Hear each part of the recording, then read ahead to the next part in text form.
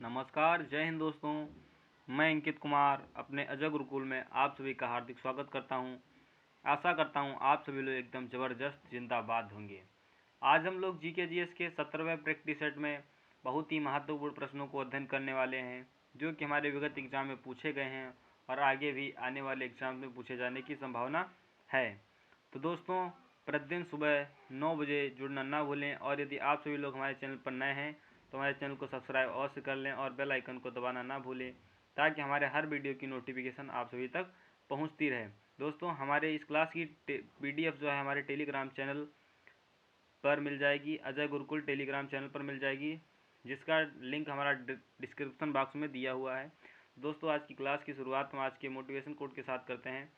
Motivation quote हमारा है कि पतझड़ हुए बिना पेड़ों पर नए पत्ते नहीं आते, पतझड़ हुए बिना पेड़ों पर नए पत्ते नहीं आते, उसी तरह कठिनाई और संघर्ष सहे बिना अच्छे दिन नहीं आते, उसी तरह कठिनाई और संघर्ष सहे बिना अच्छे दिन नहीं आते। दोस्तों, अच्छे दिनों को देखने के लिए कठिनाइयों से संघर्ष तो करना पड़ता ही है। दोस्तों, इसी के साथ हम अपनी क्लास की शुरुआत करते हैं और देखते हैं पहला प्रश्न हमारा क्या है। पहला प्रश्न दिया गया हुआ है हमारा, विश्व जनसंख्या दिवस कब मनाया जाता है। तो दोस्तों, ऑप्शन ए में दिया हुआ 11 जुलाई या 12 अक्टूबर या 11 सितंबर या 10 दिसंबर। तो दोस्तों, इसका राइट आंसर हो जाएगा हमारा ए। विश्व जनसंख्या दिवस हमारा 11 जुलाई को मनाया जाता है। कब मनाया जाता है? 11 जुलाई को। और अक्टूबर मंथ में जो हमारा 8 अक्टूबर को है, 8 अक्टूबर को हमारा कौन सा दिवस मनाया जाता है? इस दिन जो है वायु सेना दिवस मनाया जाता है। कौन सा दिवस? वायु सेना दिवस कब मनाया जाता है हमारा? ये हमारा 8 अक्टूबर को मनाया जाता है। और हमारी सेनाओं से रिलेटिव बहुत ही महत्वपूर्ण 3 प्रश्न हैं। 8 अक्टूबर को हमारा वायुसेना दिवस मनाया जाता है, और जो हमारा 4 दिसंबर को ये हमारा जल सेना दिवस यानी नेवी डे मनाया जाता है। कौन सा? नेवी डे जो हमारा कब मनाया जाता है? ये हमारा 4 दिसंबर को नेवी डे मनाया जाता है। और पूछ लेता है कि जो है हमारा थल सेना दिवस कब मनाया जाता है? थल सेना दिवस कब मनाया जाता है? तो दोस्तों, इसका राइट आंसर हो जाएगा हमारा 15 जनवरी को जो है हमारा थल सेना दिवस मनाया जाता है। 15 जनवरी को हमारा थल सेना दिवस मनाया जाता है। और दोस्तों, यहाँ पर हमारा दिया हुआ एक ऑप्शन में दिया हुआ है 10 दिसंबर। 10 दिसंबर को कौन सा दिवस मनाया जाता है हमारा? 10 दिसंबर को हमारा मानवाधिकार दिवस जो हमारा कब मनाया जाता है? ये हमारा 10 दिसंबर को मानवाधिकार दिवस मनाया जाता है। कब मनाया जाता है? 10 दिसंबर को मानवाधिकार दिवस मनाया जाता है। और यहाँ पर 1 जुलाई मंथ में 1 जुलाई को बहुत ही महत्वपूर्ण प्रश्न है। 1 जुलाई को कौन सा दिवस मनाया जाता है? 1 जुलाई को कौन सा दिवस मनाया जाता है? दोस्तों, 1 जुलाई को हमारा डॉक्टर्स डे। कौन सा? डॉक्टर्स डे जो हमारा कब मनाया जाता है? ये हमारा डॉक्टर्स डे दिन जो है ये हमारा मनाया जाता है 1 जुलाई को। किसके जन्म दिवस पर? तो दोस्तों, ये हमारा विधान चंद्र राय। किसके दिवस पर? विधान चंद्र राय जी के जन्म दिवस पर जो है विश्व डॉक्टर दिवस जो है, डॉक्टर्स दिवस जो है, चिकित्सक दिवस जो हमारा विधान चंद्र राय जी के जन्म दिवस पर 1 जुलाई को कौन सा दिवस मनाया जाता है? 1 जुलाई को हमारा डॉक्टर्स डे मनाया जाता है। तो दोस्तों, बढ़ते हैं अगले प्रश्न की ओर। अगला प्रश्न हमारा दिया हुआ कह रहा है कि कुतुब मीनार के कार्य को किसने पूरा करवाया। तो दोस्तों, कुतुब मीनार के कार्य को हमारा जो है रजिया सुल्तान ने पूरा करवाया। ये हमारा या कुतुबुद्दीन ऐबक ने या इल्तुतमिश ने या बलबन ने। तो दोस्तों, ये प्रश्न जो हमारा कल के क्लास में भी था और आज की क्लास में बहुत ही महत्वपूर्ण प्रश्न था, इसीलिए हमने इसको आज की दोबारा इस क्लास में इसको रख लिया है। तो दोस्तों, यहाँ पर कुतुब मीनार के निर्माण कार्य को किसने पूरा करवाया? ऑप्शन ए में दिया रजिया सुल्तान या कुतुबुद्दीन ऐबक या इल्तुतमिश या बलबन ने। तो दोस्तों, इसका राइट आंसर हो जाएगा हमारा सी, इल्तुतमिश ने जो है कुतुब मीनार के कार्य को पूरा करवाया था। किसने? इल्तुतमिश ने। इसकी शुरुआत कुतुब मीनार को बनवाने में शुरुआत किसने की थी? इसकी शुरुआत जो है कुतुबुद्दीन ऐबक ने की थी। किसने? कुतुबुद्दीन ऐबक यानी जो है इसकी शुरुआत की थी। और जो है कुतुब मीनार की 5वीं मंजिल का निर्माण किसने करवाया था? तो दोस्तों, कुतुब मीनार की 5वीं मंजिल का निर्माण जो है ये हमारा फिरोज शाह तुगलक ने करवाया था। किसने? फिरोज शाह तुगलक ने जो है कुतुब मीनार की जो है 5वीं मंजिल का निर्माण करवाया था। और यहाँ पर दिया हुआ रजिया सुल्तान ये पहली महिला शासिका कौन थी? ये हमारी रजिया सुल्तान थी। ये 1240 से 1244 तक इनका शासन काल रहा। 4 साल तक इन्होंने शासन किया। और यहाँ पर दिया हुआ कह रहा है कि इल्तुतमिश दिया हुआ ऑप्शन में। इल्तुतमिश जो है इसने क्या किस चीज़ की शुरुआत की? इसने जो है इक्ता प्रथा की। किसकी? इक्ता प्रथा की शुरुआत किसने की थी? इक्ता प्रथा की शुरुआत किसने की थी? जो है इल्तुतमिश ने इसकी शुरुआत की थी। और बलबन ने जो है किस चीज़ की शुरुआत की थी दोस्तों? बलबन ने जो हमारा ये हमारा सिजदा और पेबोस प्रथा को किसने शुरू किया था? ये हमारा बलबन ने शुरू किया था। तो दोस्तों इसका राइट आंसर हो जाएगा हमारा सी, कुतुब मीनार के निर्माण कार्य को इल्तुतमिश ने पूरा करवाया था। बढ़ते दोस्तों अगले प्रश्न की ओर। अगला प्रश्न देखते हैं हमारा क्या है। अगला प्रश्न दिया हमारा कर भारत का प्रथम परमाणु ऊर्जा उत्पादक केंद्र है, कौन सा है? पहला जो है परमाणु ऊर्जा संयंत्र हमारा नरौरा उत्तर प्रदेश है, या कलपक्कम तमिलनाडु है, या तारापुर महाराष्ट्र है, या काकरापार गुजरात में स्थित है। तो दोस्तों इसका राइट आंसर हो जाएगा हमारा बी, तारापुर महाराष्ट्र में भारत का प्रथम परमाणु ऊर्जा उत्पादन केंद्र स्थापित किया गया था। तो दोस्तों यहाँ पर नरौरा है, जो नरौरा परमाणु विद्युत संयंत्र ये हमारा उत्तर प्रदेश में है, कलपक्कम ये हमारा तमिलनाडु में है, और तारापुर ये हमारा महाराष्ट्र में है, और काकरापार जो हमारा गुजरात में स्थित है। कहाँ स्थित है? गुजरात में। बढ़ते दोस्तों अगले प्रश्न की ओर। अगला प्रश्न देखते हैं हमारा क्या है। अगला प्रश्न दिया हमारा कह रहा है निम्नलिखित में से कौन विश्वविख्यात बांसुरी वादक हैं? बांसुरी वादक जो है विश्वविख्यात बांसुरी वादक है। तो ऑप्शन ए में दिया शिव कुमार शर्मा, या पंडित रविशंकर, या जाकिर हुसैन, या हरिप्रसाद चौरसिया। तो दोस्तों इसका राइट आंसर हो जाएगा हमारा डी, हरिप्रसाद चौरसिया जो हैं ये विश्वविख्यात बांसुरी वादक हैं। दोस्तों जो हमारे वादक होते हैं, वाद्य यंत्रों को बजाने वाले वादक होते हैं, ये हमारे प्रश्न इनसे जो है हमारे एग्जाम में प्रश्न पूछे जाने की बहुत ही संभावना रहती है। इसलिए हमारी क्लास में लगभग एक प्रश्न तो जरूर ही रहता है कि जो है हमारे वादक और वादक यंत्रों से रिलेटिव। तो यहाँ पर इसका राइट आंसर हो जाएगा हमारा डी। और जो है पंडित शिव कुमार शर्मा जो है इनका संबंध किससे है? ये हमारे संतूर वादक कौन है? पंडित शिव कुमार जो है संतूर वादक हैं। कौन से हैं? संतूर वादक जो कौन है? ये हमारे पंडित शिव कुमार शर्मा। और रविशंकर जी हैं ये हमारे सितार वादक ये हमारे कौन है? सितार वादक। ये हमारे पंडित रविशंकर जी सितार वादक हैं। और जाकिर हुसैन जी ये हमारे तबला वादक हैं। कौन से हैं?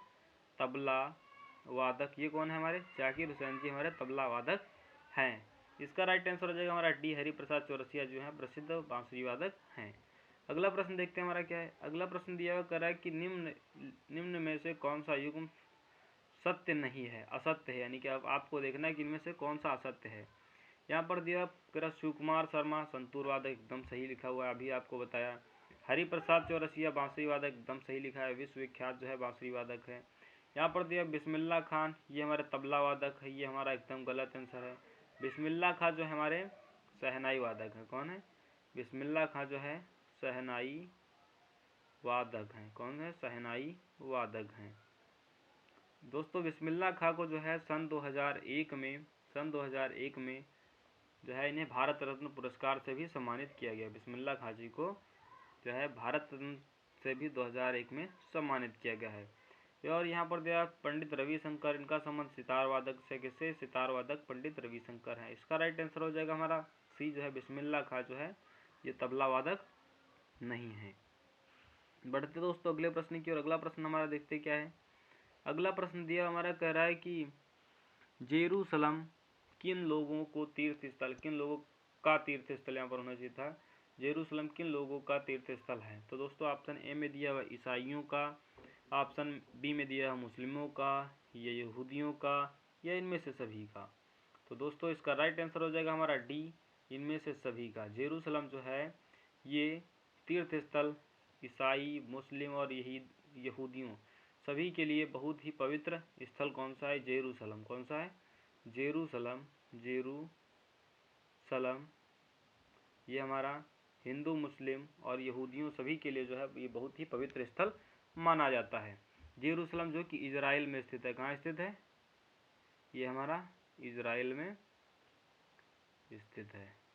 इसका राइट आंसर हो जाएगा हमारा डी। बढ़ते हैं दोस्तों अगले प्रश्न की ओर। अगला प्रश्न हमारा दिया हुआ है, कह रहा है कि वर्षा की बूंद का गोलाकार किस कारण होता है?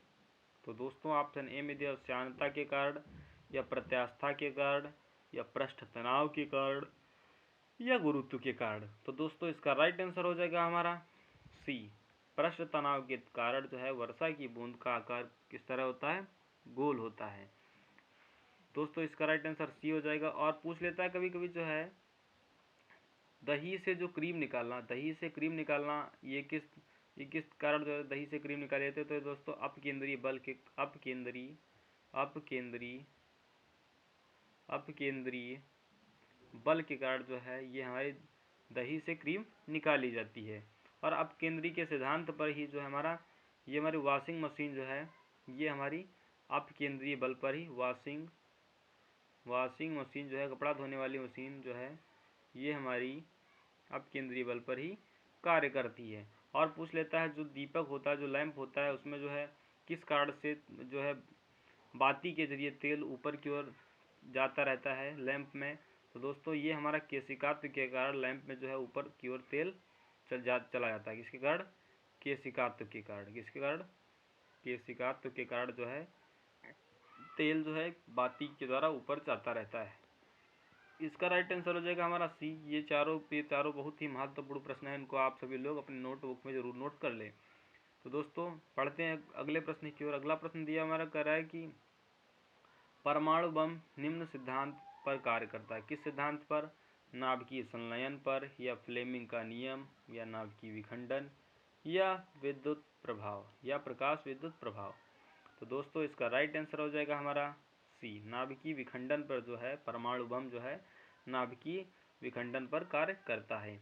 नाभिकीय संलयन का संबंध किससे जो है? सूर्य से जो है हमें ऊर्जा प्राप्त होती है। किस प्रक्रिया द्वारा? ये नाभिकीय संलयन द्वारा जो है सूर्य से हमें ऊर्जा प्राप्त होती है। इससे सूर्य से ऊर्जा जो है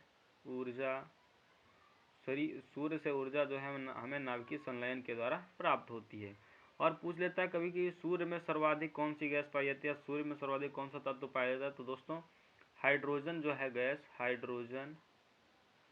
हाइड्रोजन गैस जो है यह तत्व जो है ये हमारा सूर्य में सर्वाधिक मात्रा में होता है। और यदि पूछ लेता है कि ब्रह्मांड में सर्वाधिक कौन सा तत्व पाया जाता है? तो उसका राइट आंसर भी हमारा हाइड्रोजन ही हो जाएगा। कि ब्रह्मांड में पूछ लेता है कि सर्वाधिक मात्रा में कौन सा तत्व पाया जाता है? तो उसका राइट आंसर हो जाएगा हमारा हाइड्रोजन जो है ब्रह्मांड में भी सर्वाधिक मात्रा में पाया जाता है। और पूछ लेता है यदि पूछ लेता है पृथ्वी पर जो है वायुमंडल में सर्वाधिक कौन सा तत्व पाया जाता है? तो दोस्तों उसका राइट आंसर हो जाएगा हमारा नाइट्रोजन गैस जो है नाइट्रोजन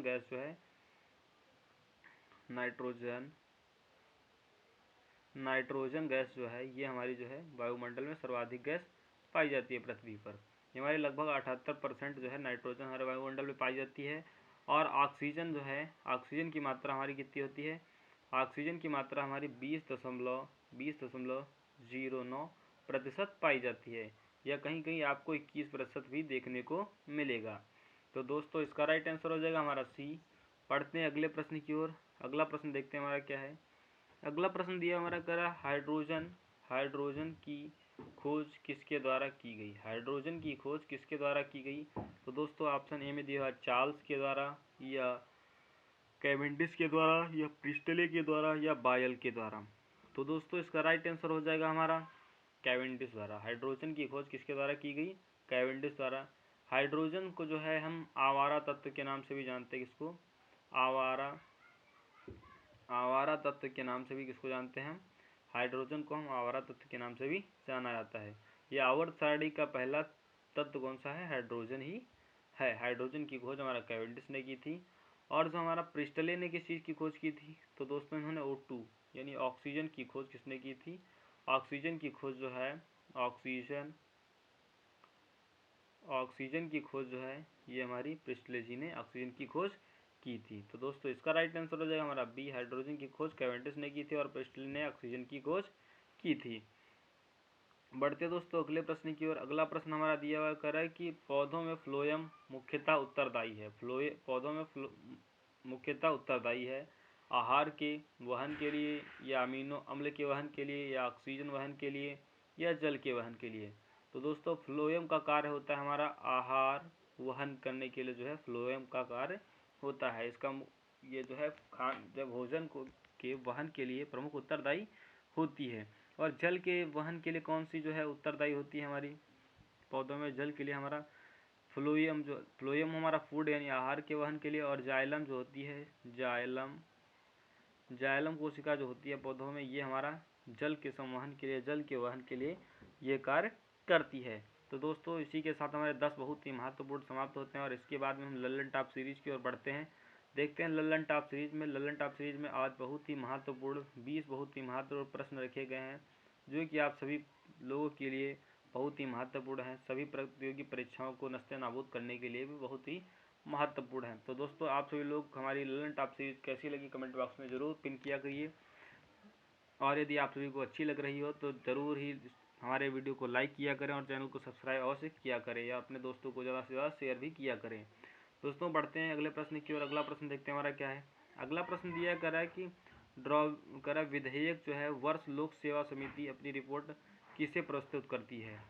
ड्रावरी अबल्टिसन बिल जो है कौन पेश करता है? दोस्तों लोक सेवा किसके द्वारा प्रस्तुत की जाती है? वर्ष लोक सेवा समिति अपनी रिपोर्ट किसके द्वारा प्रस्तुत करती है? तो दोस्तों इसका राइट आंसर हो जाएगा हमारा लोकसभा के द्वारा, जो है लोकसभा के अध्यक्ष के द्वारा ड्रावरी अबल्टिसन बिल जो है किसके द्वारा पेश किया जाता है? ये हमारा लोकसभा के अध्यक्ष के द्वारा पेश किया जाता है। अगला प्रश्न दिया गया संसद में लोक लेखा समिति पब्लिक अकाउंट कमेटी के अध्यक्ष की नियुक्ति किसके द्वारा की जाती है?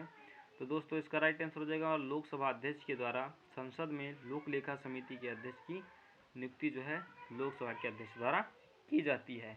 पढ़ते दोस्तों अगले प्रश्न की ओर। अगला प्रश्न हमारा दिया हुआ है, कह रहा है कि शेर की पूंछ वाला मकाऊ लाइन टेल्ड मकाऊ मुख्यतः कहाँ पाया जाता है? तो दोस्तों इसका राइट आंसर हो जाएगा हमारा मकाऊ जो है साइलेंट वैली राष्ट्रीय उद्यान केरल में पाया जाता है। कहाँ पाया जाता है? साइलेंट वैली राष्ट्रीय उद्यान केरल में।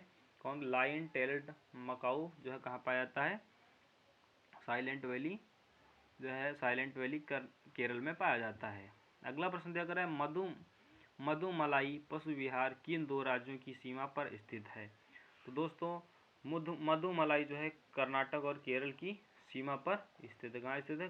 कर्नाटक और केरल की सीमा पर स्थित है। और यहाँ पर अगला प्रश्न दिया कर रहा है कि केरल तथा पेरियार राष्ट्रीय उद्यान हाथी अभयारण्य और बाघ अभयारण्य के लिए जाना जाता है। केरल में जो पेरियार राष्ट्रीय उद्यान है ये हमारा बाघ अभयारण्य के लिए जाना जाता है। किस लिए? बाघ अभयारण्य के लिए जाना जाता है। अगला प्रश्न हमारा दिया कर रहा है कि बांग्लादेश में गंगा नदी को किस नाम से जाना जाता है? तो दोस्तों इसका राइट आंसर हो जाएगा हमारा बांग्लादेश में जो है गंगा नदी को पद्मा के नाम से जाना जाता है। और दोस्तों यदि पूछ लेता है कि ब्रह्मपुत्रा नदी को जो है ब्रह्मपुत्रा नदी को बांग्लादेश में किस नाम से जाना जाता है? तो दोस्तों उसका राइट आंसर हो जाएगा जमुना के नाम से, जो है जमुना के नाम से जो है ब्रह्मपुत्रा नदी को जाना जाता है। और यदि पूछ लेता है कि जहाँ पर गंगा और ब्रह्मपुत्रा नदियों का मिलन होता है वह कौन सी धारा कहलाती है? दोस्तों वह धारा हमारी मेघना धारा कहलाती है। क्या कहलाती है? मेघना। जहाँ पर गंगा और ब्रह्मपुत्रा नदियाँ एक दूसरे से मिलती हैं वह धारा, उसके बाद में आगे जो धारा बन जाती है उसे हम मेघना के नाम से भी जानते हैं। तो दोस्तों बांग्लादेश में गंगा नदी को पद्मा के नाम से जानते हैं और बांग्लादेश में ब्रह्मपुत्रा नदी को जमुना के नाम से जानते हैं। और मेघना की जो मेघना जलधारा है ये हमारी गंगा और ब्रह्मपुत्रा की मिली हुई धारा जो क्या कहलाती है? मेघना जलधारा कहलाती है। अगला प्रश्न यह कह रहा कि गंगा नदी के तट पर स्थित सबसे बड़ा शहर कौन सा है? तो दोस्तों गंगा नदी के तट पर हमारा सबसे बड़ा शहर जो है हमारा कानपुर स्थित है। कौन सा शहर? कानपुर शहर जो है गंगा नदी का सबसे बड़ा शहर है। अगला प्रश्न दिया कर रहा है कि गंगा की वह सहायक नदी कौन सी है जिसका उद्गम मैदानी भागों में हुआ है? तो दोस्तों इसका राइट आंसर हो जाएगा हमारा गोमती नदी जो है ये पीलीभीत में जो इसका उद्गम स्थल है। कहाँ स्थित है? पीलीभीत में गोमती नदी का उद्गम स्थल है। अब कहाँ से निकलती है? हमारा फुलहर झील से। किससे? फुलहर झील पीलीभीत उत्तर प्रदेश से जो है गोमती नदी निकलती है। कहाँ से? पीलीभीत फुलहर झील से ये निकलती है।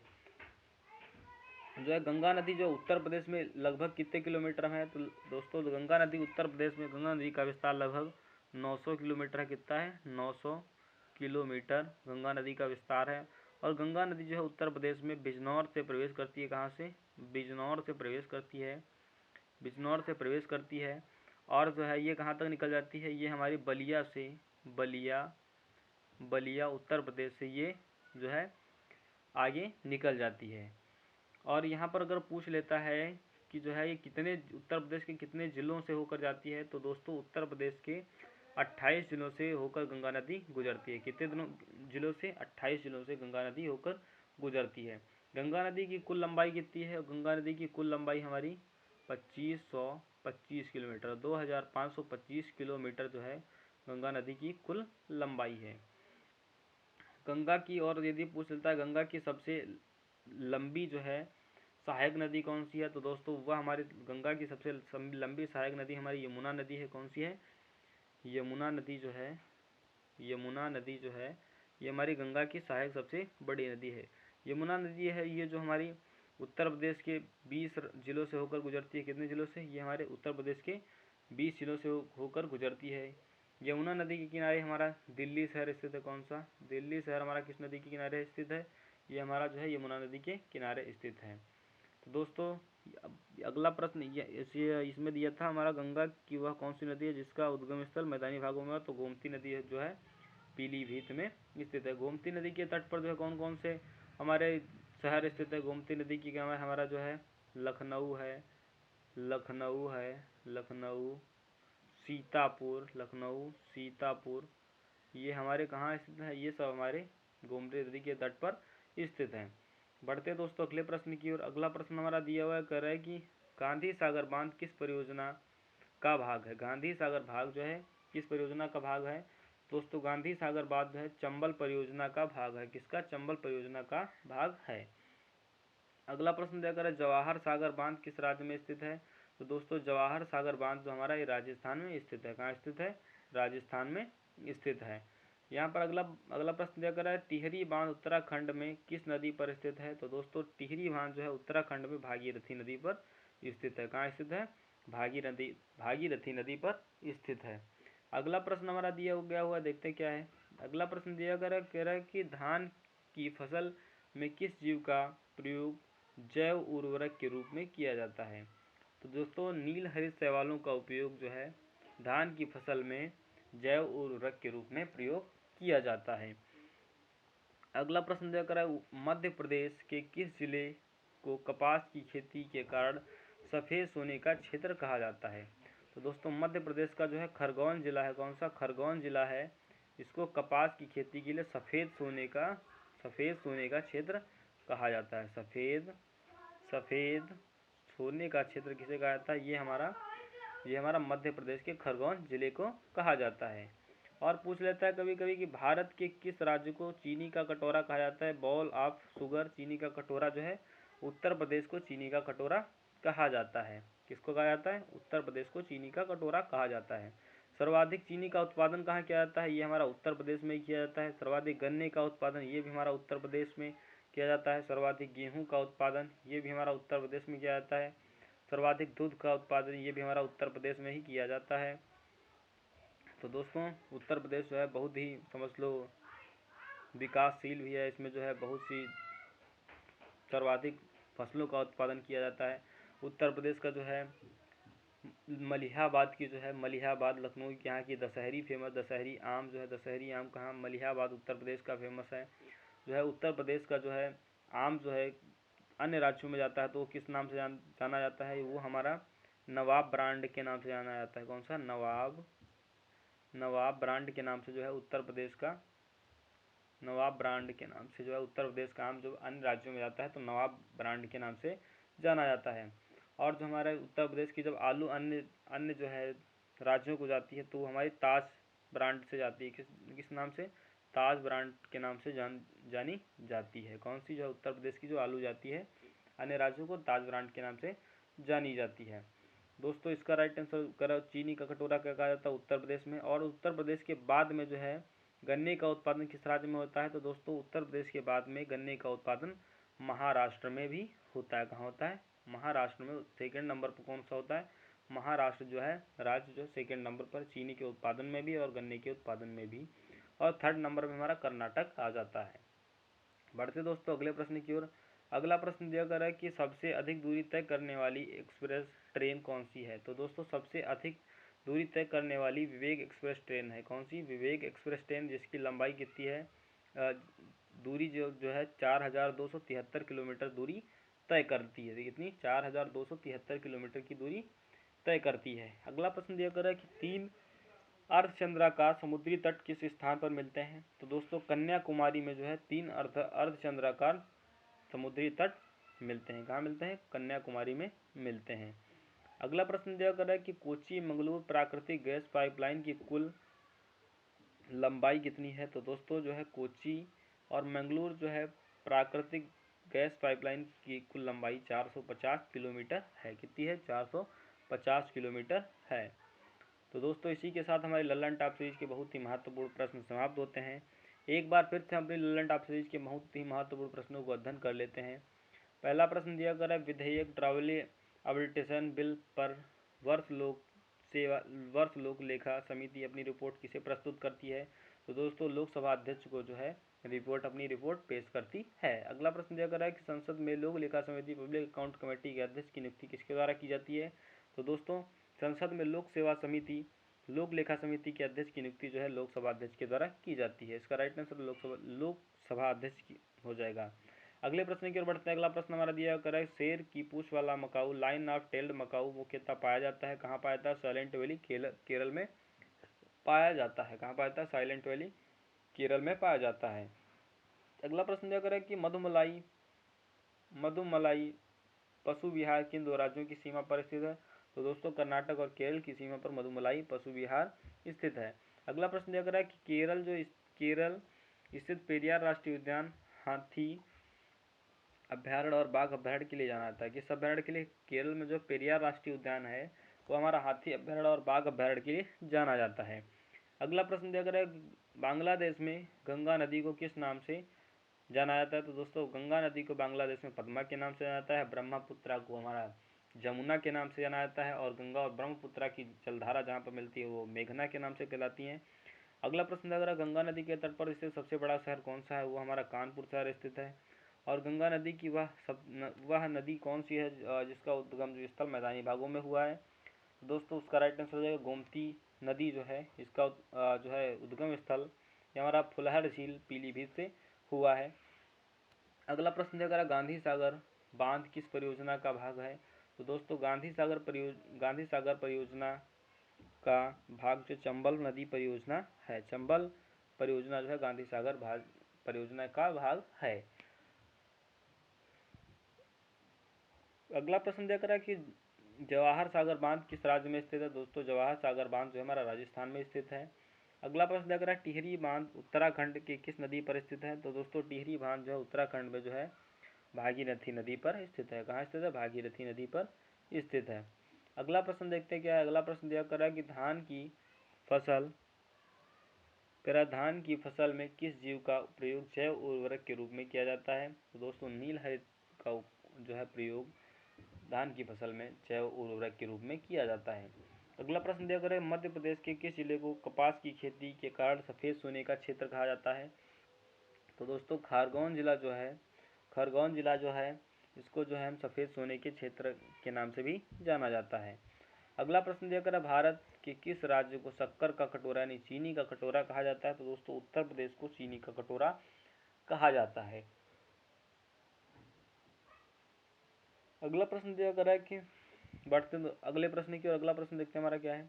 अगला प्रश्न दिया गया है कि सबसे अधिक दूरी तय करने वाली एक्सप्रेस ट्रेन कौन सी है, तो दोस्तों सबसे अधिक दूरी तय करने वाली हमारी ट्रेन कौन सी है, विवेक एक्सप्रेस जो कि 4273 किलोमीटर की दूरी तय करती है। अगला प्रश्न दिया गया, 3 अर्धचंद्राकार समुद्री तट किस स्थान पर मिलते हैं? तो दोस्तों कन्याकुमारी में 3 अर्धचंद्राकार स्थान मिलते हैं। अगला प्रश्न दिया गया है कि कोच्चि मंगलोर प्राकृतिक गैस पाइपलाइन की कुल लंबाई कितनी है? तो दोस्तों कोच्चि मंगलोर गैस पाइपलाइन की लंबाई हमारी 450 किलोमीटर है। पढ़ते दोस्तों, अब इसी के साथ हमारी सेशन समाप्त होता है।